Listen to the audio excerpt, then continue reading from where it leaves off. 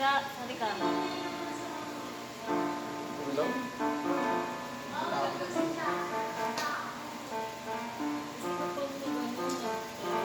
Okay, try tayo ng F.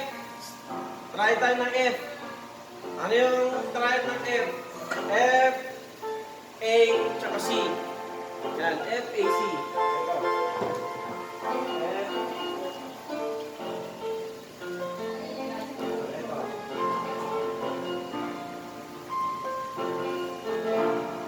Very good. Very good. Tututo pa ako agad. Wait lang, F muna. Nangungunahan ako nito eh. Spell ko na? Okay. B flat. Okay, B flat. B flat.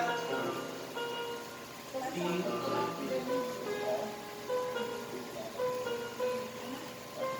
B, D, tsaka F. Okay. Diyan, mali. So,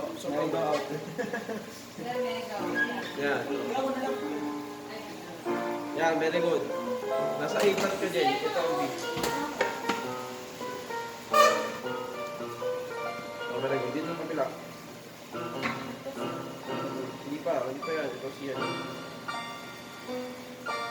Ito. Very good.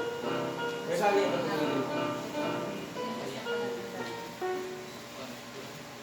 Ito, sunod ito. Yan. Yan. Kapila po. Dito.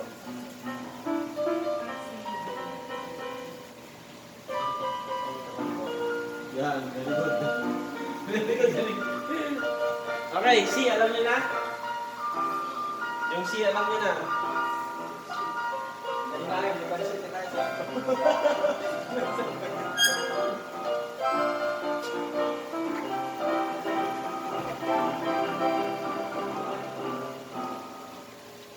Okay, check na tayo.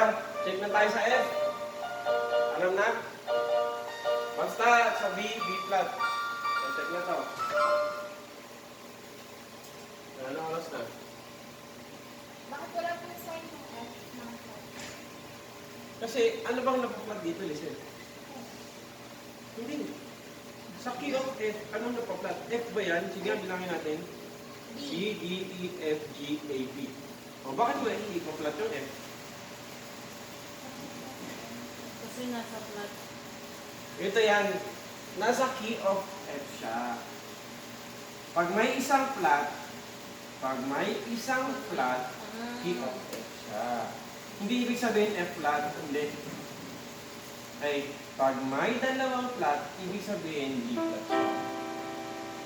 Pero ano lang naman, sa flat, F lang naman ang hindi na flat. Ang nakakapag-flat lang sa F ay C. Tama ba, Dudi? Bakit? Napa-flat na yun. Ganun na yung ano niya eh. Yung full half, full.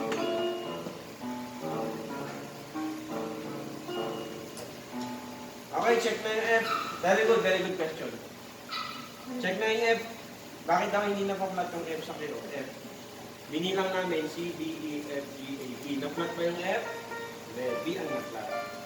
So, ibig sabihin, sa key of F pa lang listen, na-flat na yung B. Ang ibig sabihin nun, pag naging 2, 3, 4, 5, 6 yung flat, ibig sabihin, lagi na siyang flat. Nagets nyo? Lagi ng flat. Yung B. Kasi, isang flat pa nga lang, na-flat na siya. Eh, paano pag nadagdagan pa ng 2 flat? Ibig sabihin, flat lang rin siya forever. Pabuti pa sa flat may forever. Okay, check na to. Check na yung F. Pero sa piano, ang mas madali, ang ideal sa piano flat. Madali nyo matutunan ng flat kaysa siya. Okay, check na.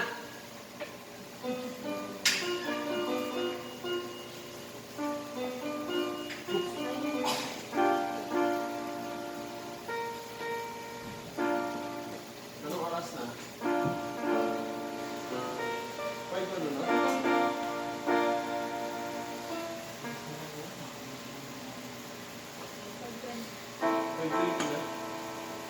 Okay? So, magbaback na tayo.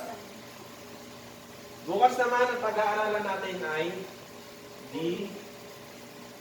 Ito, pag-aaral natin yung mga natitira. Pero, ano, ang bukas ng pag-aaral natin, analyzing the hindrance.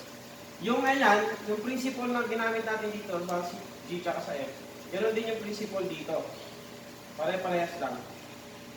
Pare-parehas lang. Okay? Ganun lang din yun. So, triad. Pag sinabing triad, full step, full step.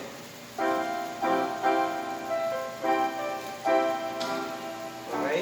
So, practice na kayo. Magpa-practice na rin kami. Ang pa-practice natin ngayon, Julie, ay... Nakapag-practice ka ba na? Maligo ka ba yun? Maligo ka ano nung kailangan to? Pa-practice na tayo. So, practice na kayo kasi kung gusto yung mag-practice, Giselle. Practice sa'yo.